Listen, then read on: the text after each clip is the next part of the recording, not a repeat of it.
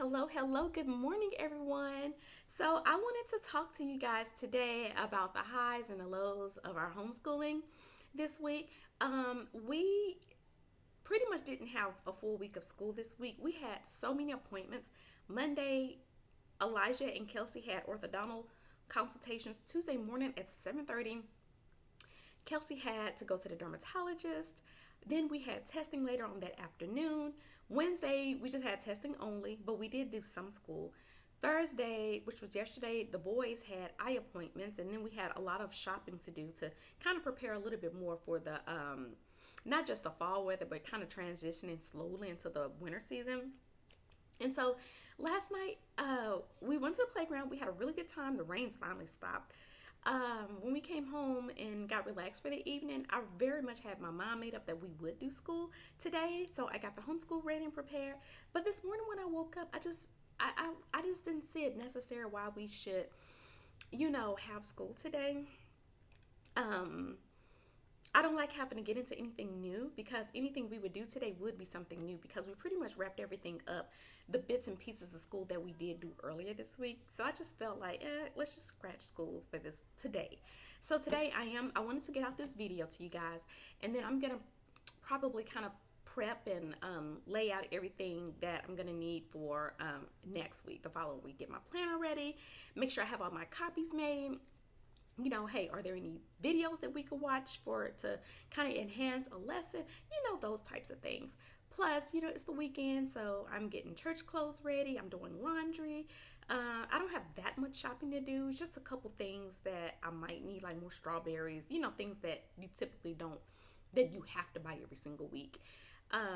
We're not going to go anywhere like entertainment wise this weekend. We're just gonna kind of hang out the house, maybe ride some bikes around the neighborhood, or maybe go to the playground over there at Scott Annex. I don't know, but it's gonna be pretty low key. So this whole weekend, I'm just gonna get prepared to have an easy, flawless week, allegedly, because you know how things come up. But yeah, we're gonna be back in the full swing of things next week. So we've got all of our appointments out the way, so we should be good to go. So anyway, I just wanted to talk about just the struggles that we had last week and some this week. Learning something new. When one of my kids learns something new, one of them, they get really frustrated that they don't get it the first time that this new thing is being introduced. Me personally, I just say, listen, you really need to give yourself some grace. This is the first time you've ever learned this. Now, I do feel that it comes with the territory of wanting to complete stuff to be done, to have another check off the checklist. And the more checks you have, guess what? You're done with school. But that's not life. You got to learn this stuff. One thing I love about Horizons, especially with math, they introduce tidbits. They sprinkle the stuff slowly but surely before you actually get introduced to this new concept. For instance, let me tell you about with division. They first wanted you to circle groups and objects in groups and say how many group numbers. And then progressively, now they want you to start writing, what did you circle? Oh, I circled 5 sets of 10. Now, write the division fact. So they do it like that. They kind of sprinkle things little by little to kind of, help you through the process. So what I have to do in those situations where my child is getting very frustrated because they can't just immediately pick up on this new concept, I'm like, hey, remember back then we did this? It's the same thing as this, but we're adding a new level to it. And that usually helps resolve the situation. But then there are times where their feet's planted firmly in the ground. I remember one of my kids last week was like, not feeling it, like, I'm not doing this, you cannot make me do it, I want to go on my iPad and I could care less about this assignment. It was a bit of a challenge. It wasn't hard, but it was one of those types of things you need to put your thinking cap on, like literally the answer sitting right in front of you, but you don't want to do it, so your mind's not already not there. So what I ended up doing was, and when I tell you there was pushback, there was tears, there was just a mad face. It wasn't very pretty. So you know what I did?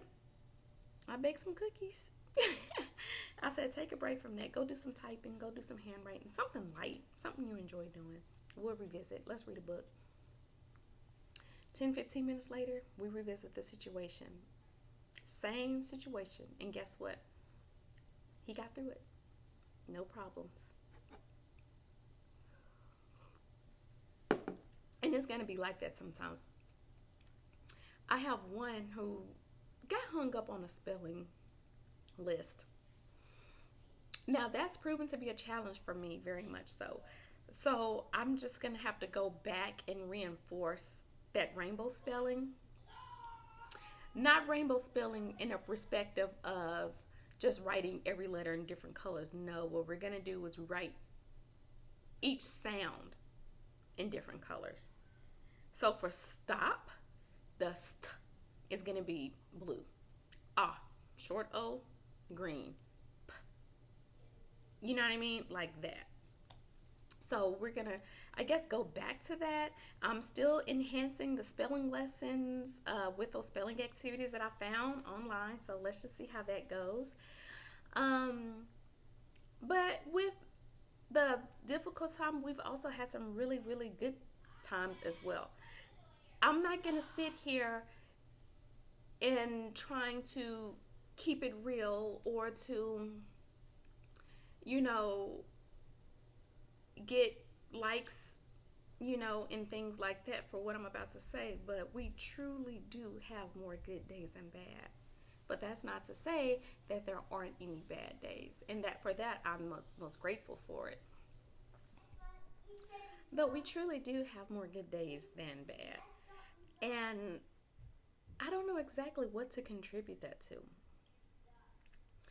I mean, I guess I'm doing the same thing everybody else is doing. I give my choices. I'm not so, you know, if my kids are having a hard time, I'm not so interested in proving who's boss by putting my foot down. I'm more interested in just trying to figure out how can we diffuse these situations, we can get this work done. Because at the end of the day, it has to get done, you know? And that is the most important thing I want to teach my children is consistency. Things are going to get tough. You got to keep trucking, keep on moving. But one thing I think that we really are going to have to start seeing as homeschool parents is that there is no such thing as instant gratification. The little things that you do now, it's delayed, very much so. So the little things you do now to instill consistency in your kids, you're not going to see that return right away. But that return will come one day. And when it does, you are going to be so glad that you stuck to your guns. You didn't give them an easy way out. Now, going back to my kid that gets upset when something new is being introduced. One thing I have to say is that a lot of curriculums are designed so that it's super easy and that there is no pushback from your kid. But the curriculums we use is not like that. And a lot of those publishers, they do well for parents that don't have to answer to the state. I have to answer to the state. I have to submit testing. You understand? And a lot of those kids, they don't do so well. But it's not their fault. It's the publisher. So just check what your kids are doing. Make sure that they are retaining things, because I was watching one lady and her girl was doing a language arts curriculum. And then in the end, when it was time for her to do an assessment, the girl looked at that stuff like it was the first time she'd seen it. And that's when you as a parent, like sometimes some things does not cross our minds as moms. I can be very forgetful. I can do stuff kind of silly and backwards that doesn't make any sense. I mean, we're moms and it happens. But the first thing that ran through my mind was, it never occurred to her that her child was introduced something. They did it one time together, all for her to never see that again. Did it not ever occur to you to do a review?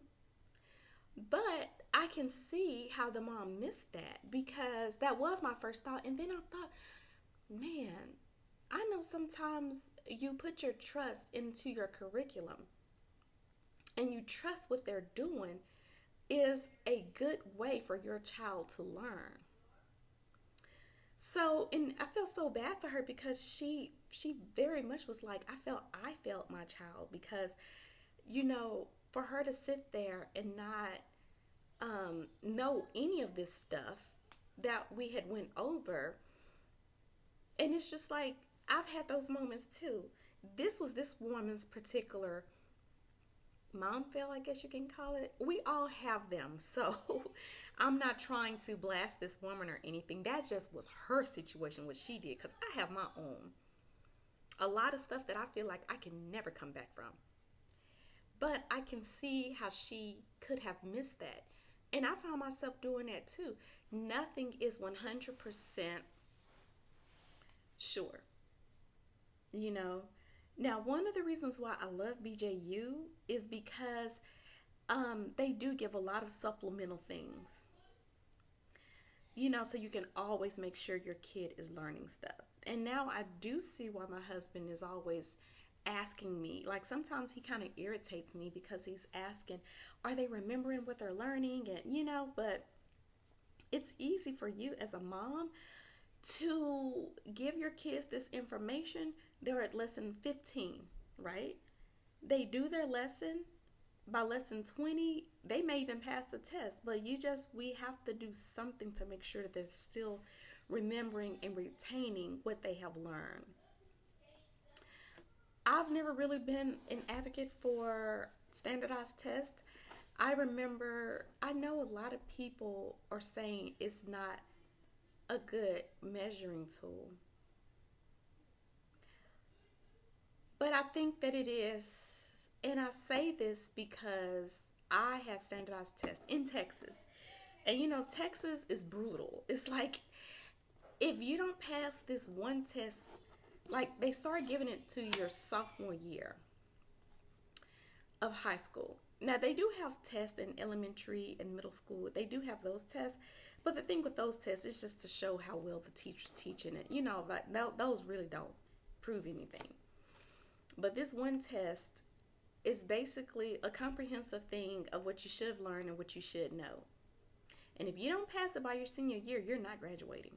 It doesn't matter if you have made all A's your entire school year, you never missed a day of school. If you don't pass all three parts of that test, you are not graduating high school. I had a very difficult time passing the math portion. I was able to pass it my senior year, but I barely passed it. But the thing is, I had a deficiency in math. And that test was a very good measuring stick to show that I didn't know my stuff. I didn't get to where I needed to be until I got to college. So yeah, it was very instrumental in finding out where the gaps are. Now, granted, I don't like how they kind of do things because it's like you fail, it's like, oh, we'll just give it to you again. It's like, well, okay, well, is anybody helping me?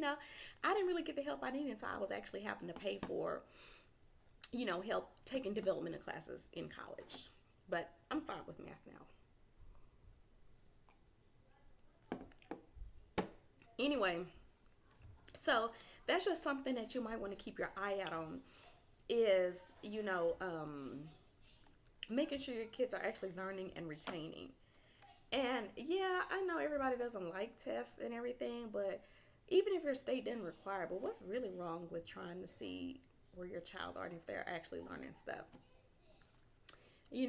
Because you would probably not like it if you're spending all this time homeschooling just to find out your kid doesn't remember any of this stuff.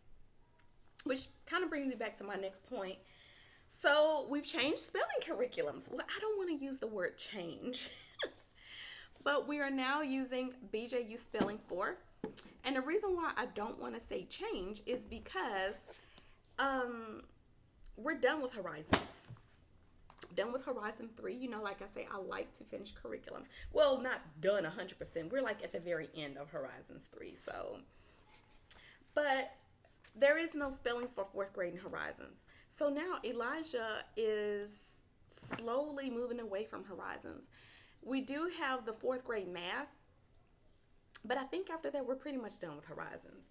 Now Jerry and Kelsey will continue on until they get to fourth grade as well. But I really do like it. I'm like looking at a comparison of it.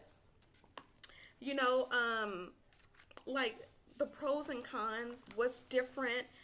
Um, it's the same as they have the activities as Horizons did, but the thing is they don't have as many in the book. So like I'm looking at like awards word sort, and then they have a word study. So it is spelling vocabulary altogether. Okay. And then